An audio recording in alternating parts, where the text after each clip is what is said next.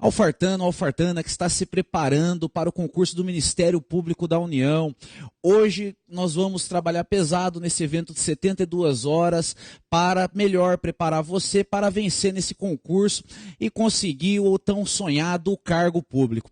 Eu, professor Robson Facchini, vou começar com vocês falando a respeito de direito administrativo. Mas o que nós vamos falar nessas 72 horas a respeito do direito administrativo, né, nesse evento? Bom, em primeiro lugar eu vou começar falando daquilo que sempre tem que ser falado quando o assunto é direito administrativo.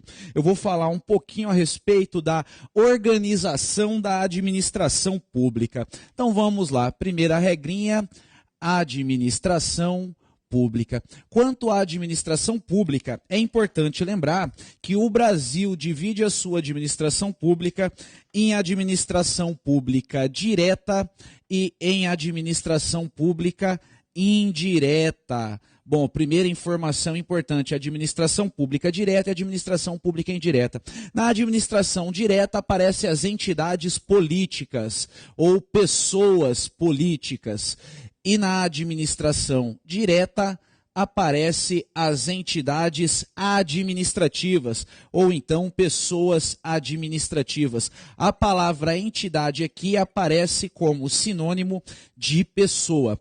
Então, a coisa está ganhando forma. A administração pública brasileira, que é classificada em administração pública direta e a administração pública indireta. Na administração direta temos as entidades políticas, são elas: União, Estados, Distrito Federal e os municípios. Somente essas 4 entidades que compreendem as entidades políticas. Já na administração indireta temos a FASE, fundações públicas, autarquias, sociedades de economia mista e empresas públicas. Então, através dessa regrinha, nós classificamos e definimos quais são as pessoas jurídicas integrantes da administração pública brasileira. Na administração direta, 4 pessoas: União, Estados, municípios e Distrito Federal. E na administração indireta, mais 4 pessoas: fundações públicas, autarquias, sociedades de economia mista e empresas públicas. Mas para que servem essas pessoas? Para que serve a administração pública? A finalidade da administração pública é o exercício das atividades administrativas, para que de forma direta, concreta e imediata sejam atingidos os objetivos do Estado. E como essas atividades administrativas são desenvolvidas pela administração pública, ou melhor, como as atividades administrativas são desenvolvidas pelo próprio Estado. Nessa hora nós vamos falar um pouco a respeito das técnicas administrativas. Quanto às técnicas administrativas, a primeira delas, e que pode aparecer na sua prova, é a centralização. Na centralização, a regra é bem simples. A entidade política, ou seja, a pessoa jurídica da administração direta, exerce diretamente a atividade administrativa que lhe foi outorgada constitucionalmente. Então, falou em centralização, você vai lembrar que a administração direta, ou então sinônimo aqui, a entidade política, faz. Ela exerce diretamente, através dos seus órgãos e da sua estrutura de agentes públicos, o exercício das atividades públicas. Depois aparece a descentralização. A descentralização merece bastante atenção, afinal de contas esse ponto é muito cobrado em provas que envolvem esse assunto. E esse assunto está no seu edital. Bom, se na centralização o ente político faz, o que acontece na descentralização? Aqui na descentralização, a administração direta transfere a atividade administrativa para outra pessoa. Então, olha só, nós temos aqui a administração direta transferindo a atividade para outra pessoa. E quem é essa outra pessoa? Para nós definirmos quem é a pessoa que vai receber o exercício da atividade administrativa através da descentralização, é importante sabermos qual é a forma que a descentralização está acontecendo. E a descentralização pode se dar de 2 formas. primeiro lugar, temos a descentralização por outorga legal. A descentralização por outorga legal é aquela descentralização responsável pela criação das entidades da administração indireta. Então, diante da descentralização por outorga legal, a administração direta transfere para a administração indireta o exercício das atividades administrativas. E a descentralização também pode acontecer por delegação. Quando a descentralização se dá por delegação, aí a entidade da administração direta transfere o exercício da atividade administrativa para um particular.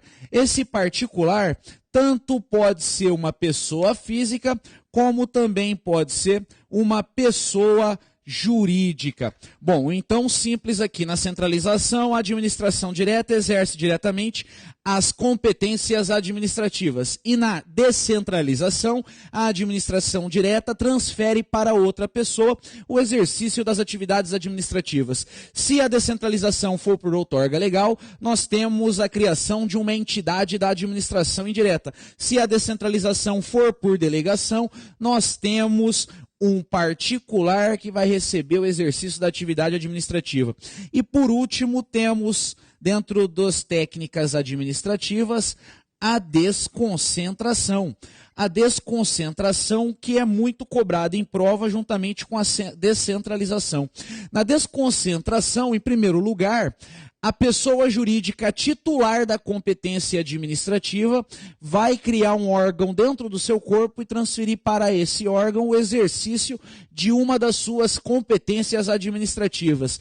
Então, o que nós podemos notar é que a desconcentração representa um processo interno, um processo que acontece dentro da estrutura da pessoa jurídica. Essa é a característica marcante para diferenciar a descentralização da desconcentração. Na descentralização temos um processo externo. A pessoa política transfere uma competência administrativa para outra pessoa. Na desconcentração temos um processo interno. A pessoa jurídica titular da competência administrativa cria um órgão dentro da sua estrutura e transfere para esse órgão alguma competência administrativa. Só para somar, lembra lá então que a desconcentração está ligada com a criação de órgãos e ela acontece tanto dentro da administração direta como também dentro da administração indireta. Bom, então nós podemos concluir através dessa regra que os órgãos públicos são existentes tanto dentro da administração direta quanto dentro da administração indireta. Agora que nós vimos quem são as pessoas que compõem a administração pública brasileira, agora que nós vimos como essas pessoas exercem as suas competências administrativas, vamos agora analisar algumas características especiais pertinentes a essas pessoas da administração pública. Bom, nesse momento nós vamos pegar e montar uma estrutura aqui. Nessa estrutura nós vamos trabalhar, em primeiro lugar, as características que importam. E quais são essas características que importam? Queremos saber, em primeiro lugar, como são instituídas as entidades da administração pública, a instituição. Além da instituição, também precisamos saber se essa pessoa tem personalidade jurídica de direito público ou de direito privado. Então vamos lá, personalidade jurídica. Após a personalidade jurídica, vamos ver a finalidade para que cada uma das entidades da administração pública são criadas. Vamos ver também qual é o regime jurídico de cada uma dessas entidades da administração pública.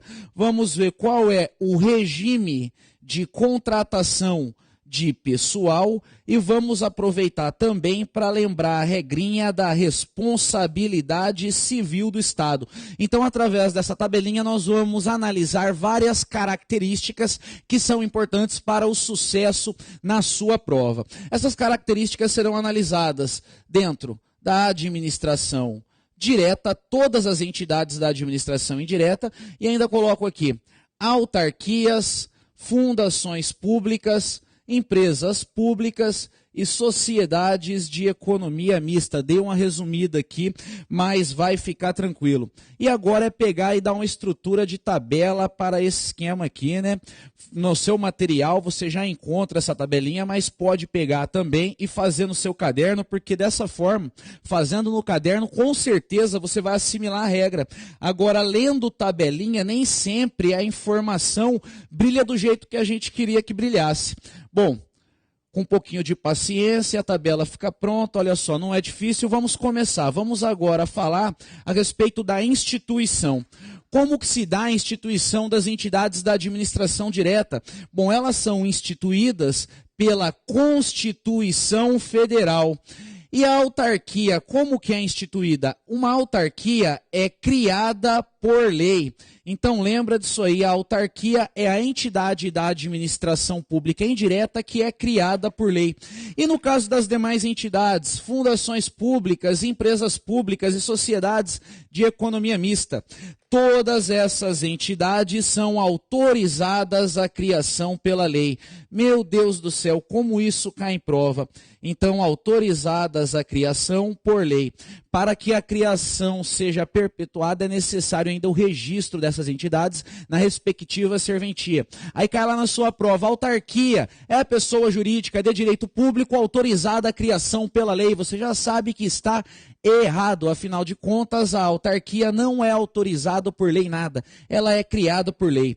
Depois vamos para a personalidade jurídica de cada uma dessas entidades. Primeiro lugar, na administração direta, as pessoas políticas são pessoas jurídicas de direito público. Então, personalidade jurídica da União, dos estados, dos municípios e do Distrito Federal de direito público. No caso da autarquia, ela foi criada diretamente pela lei. Isso é muito importante, afinal de contas, devido a este fato, a autarquia também é uma pessoa jurídica de direito público. E as fundações públicas, empresas públicas e sociedades de economia mista, devido ao fato de terem sido autorizadas à criação pela lei, são pessoas jurídicas de direito privado. Agora vamos analisar qual a finalidade de cada uma dessas entidades. Primeiro, na administração direta. As entidades da administração direta têm a finalidade de exercer as suas competências constitucionais. Então nós temos aqui as competências que vêm expressas pela Constituição Federal. Já a autarquia tem por finalidade o exercício das atividades típicas do Estado, ou então prestação de serviço público, também pode cair na sua prova, atividades típicas do Estado. A fundação pública é um pouco mais complexa nesse ponto. Quanto à fundação pública, a primeira regrinha, a fundação pública não pode possuir finalidade lucrativa, então a atuação dela nunca visa os lucros. E, beleza. Falou para que não pode, mas não falou para que a fundação pública é criada, né? Então vamos lá. Segundo a Constituição Federal, uma lei complementar definirá a finalidade das fundações públicas. Essa lei complementar até a data de hoje ainda não foi editada, mas a regra é essa, é isso que pode aparecer na sua prova. E por último, o caso da empresa pública e da sociedade de economia mista.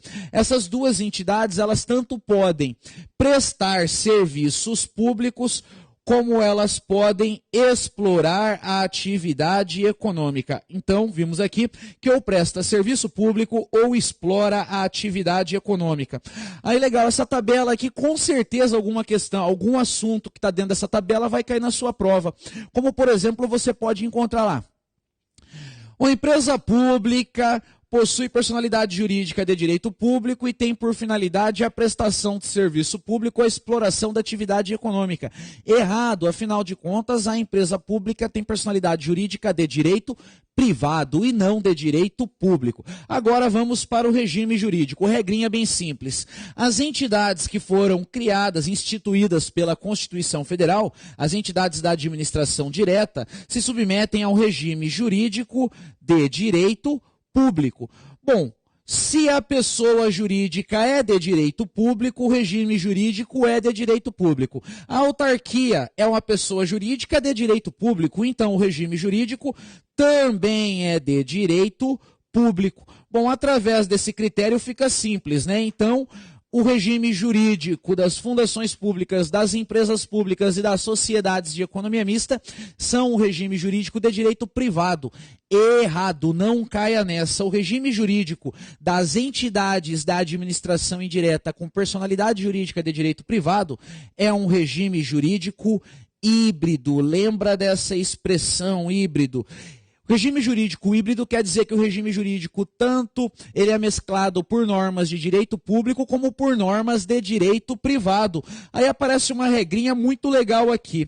Olha só, se a pessoa jurídica de direito privado da administração indireta for uma prestadora de serviço público, aí esse regime jurídico híbrido, ele é considerado mais público, tem que obedecer mais às regrinhas de direito público.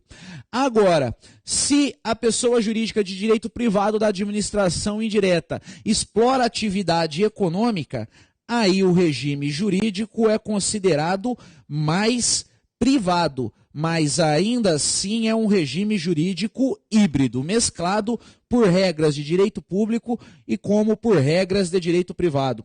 Agora vamos aqui a uma regrinha pertinente ao assunto agentes públicos. Qual é o regime de pessoal, o regime de contratação utilizado pelas entidades da administração pública quando elas vão contratar trabalhadores? Muito simples. Na administração direta nós temos o regime jurídico único, como meio de contratação de trabalhador. As autarquias e as fundações públicas também se submetem ao regime jurídico único. A exceção aparece no caso das empresas públicas e das sociedades de economia mista, pois essas entidades se submetem à CLT. Então, lembrando, empresa pública e sociedade de economia mista se submete à CLT, ou seja, elas se submetem ao regime de emprego público. Agora, fundações públicas, autarquias e sociedades de economia mista se submetem ao regime jurídico único, ou seja, se submetem ao regime jurídico de cargos públicos. E por último, a regrinha da responsabilidade civil. Bom, na administração direta, nós temos pessoas jurídicas de direito público e todas as pessoas jurídicas de direito público têm a sua responsabilidade civil, em regra, balizada pela responsabilidade civil objetiva. Então lembra lá, a regra é a responsabilidade civil objetiva. E qual é a exceção? A exceção é a responsabilidade civil subjetiva, aquela que acontece no caso da omissão da administração pública, enquanto a primeira acontece no caso da ação. Então, bom, quanto à responsabilidade civil, a administração direta na ação responde objetivamente, e na omissão ela responde subjetivamente. A mesma regra é aplicada às autarquias, afinal de contas, as autarquias são pessoas jurídicas de direito público. Então lembra lá, autarquia, a mesma regra das entidades da administração direta. Agora apareceram as pessoas jurídicas de direito privado da administração indireta. Qual é a regra aqui? Bom, temos que tomar o seguinte cuidado. Nós temos dois cenários. Essa pessoa jurídica de direito privado da administração indireta pode ser uma prestadora de serviço público ou pode ser uma exploradora da atividade econômica. Se ela for prestadora de serviço público, lembra que o regime jurídico dela é considerado mais público e, em função dessa regra, a responsabilidade civil é do tipo objetiva. Agora, se ela for exploradora da atividade econômica, aí o regime jurídico híbrido é considerado mais privado, e aí a responsabilidade civil é do tipo subjetiva. Muito cuidado, hein? Pode cair lá na sua prova, é assunto provável de cair. E pode cair uma regrinha bem simples. Todas as pessoas jurídicas de direito público e também as pessoas jurídicas de direito privado prestadoras de serviço público respondem objetivamente pelos danos que seus agentes, nessa qualidade, causarem a terceiros, assegurado o direito de regresso em caso de dolo ou culpa. Bom, através dessa tabela, conseguimos analisar várias características que serve para diferenciar as entidades da administração pública entre si. Mas olha que detalhe interessante, nós podemos notar que as empresas públicas e as sociedades de economia mista se submetem às mesmas regras. Então, não existe diferença entre elas? Claro que existe diferença.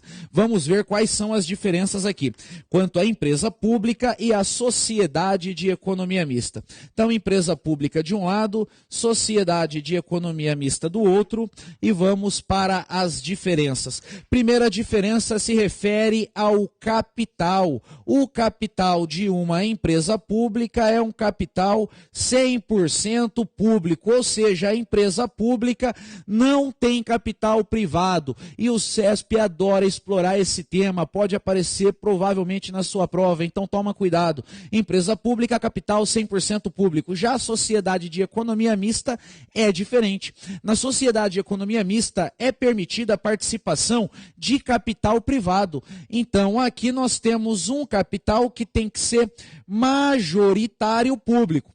O poder público tem que ter o comando da sociedade de economia mista na mão, mas é admitido capital privado em uma sociedade de economia mista.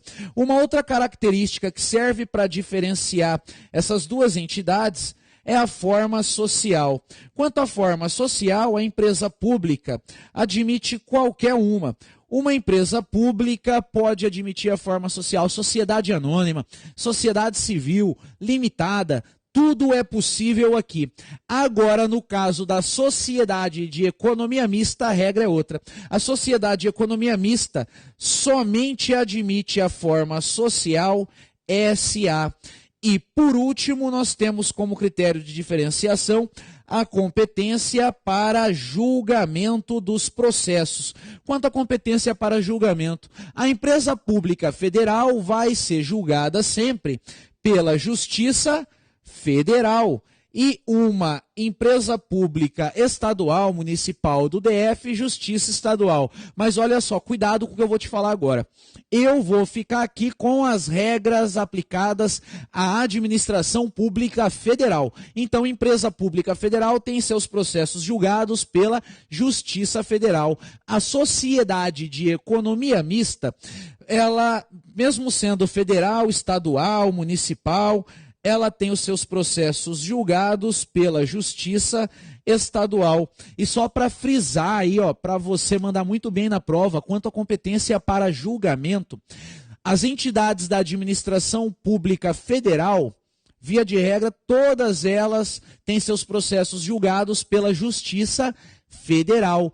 Agora, somente a Sociedade de Economia Mista Federal é que tem seus processos julgados pela Justiça Estadual.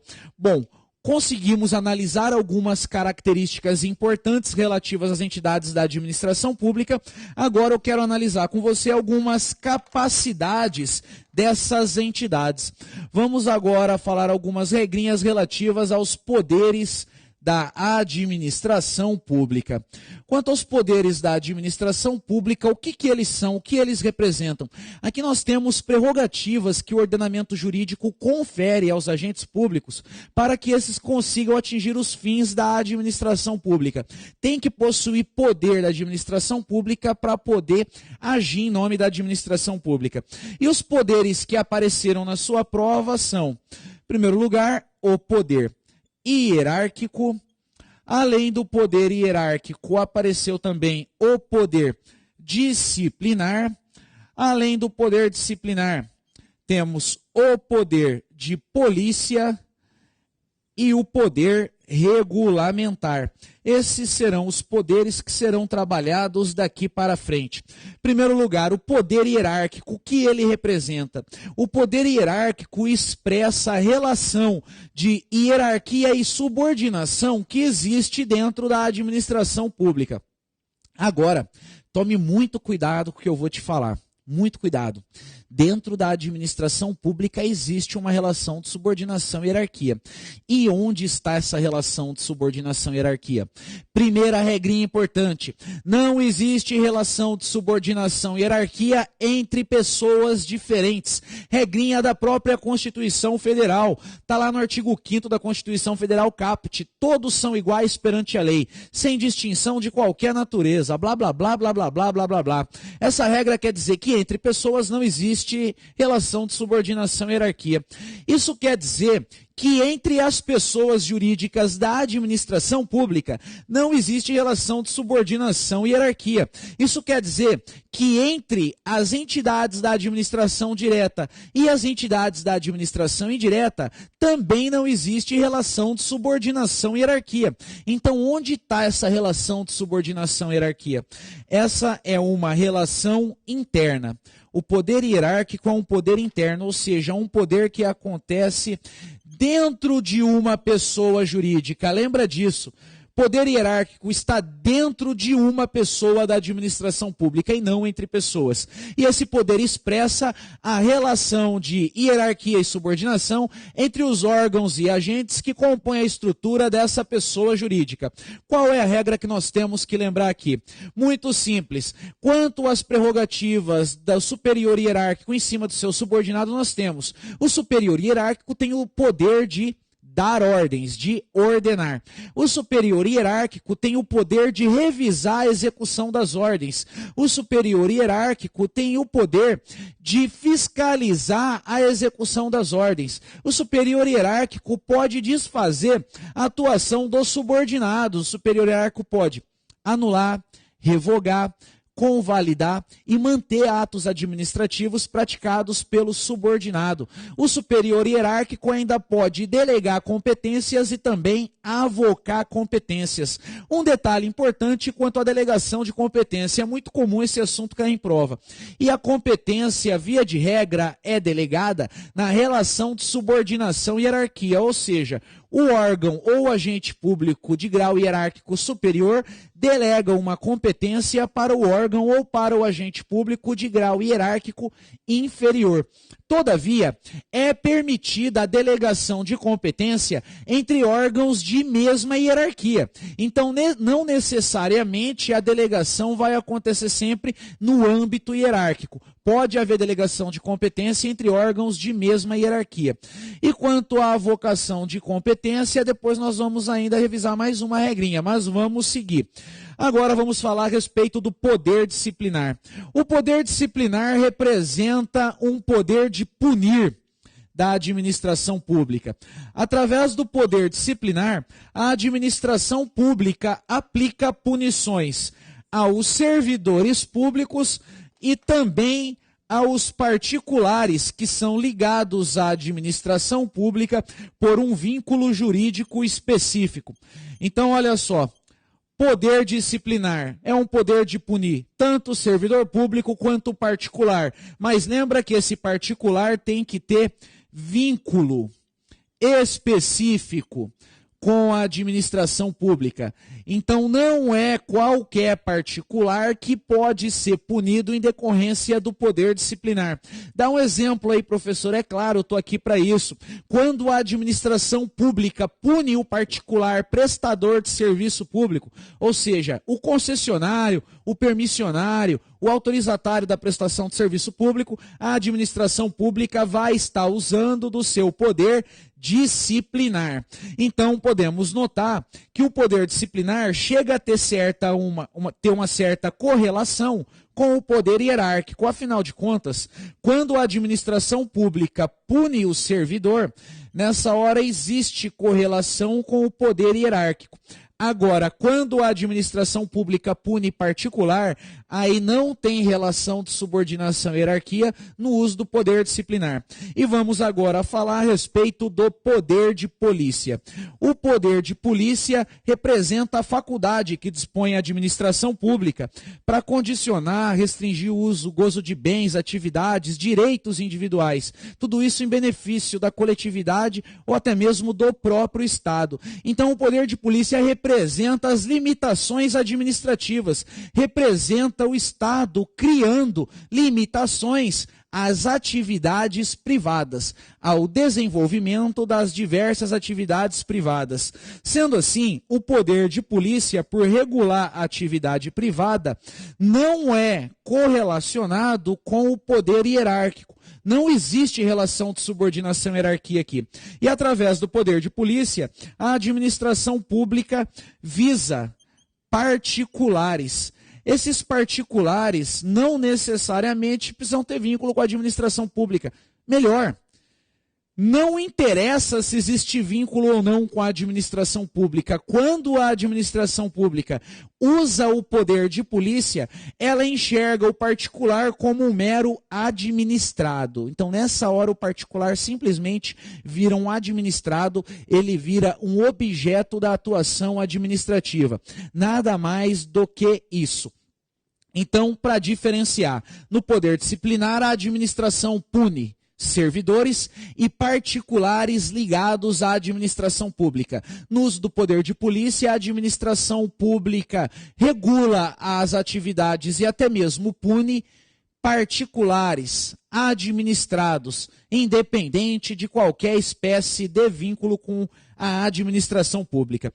O poder de polícia, ele é um dos poderes da administração pública que mais possui regras. E não dá tempo de nós vermos todas as regras agora. Então vamos lembrar algumas delas. Primeira delas, do poder de polícia decorre a cobrança das taxas, não de preço público. Do poder de polícia vem a cobrança de taxa. Muito cuidado com essa regra.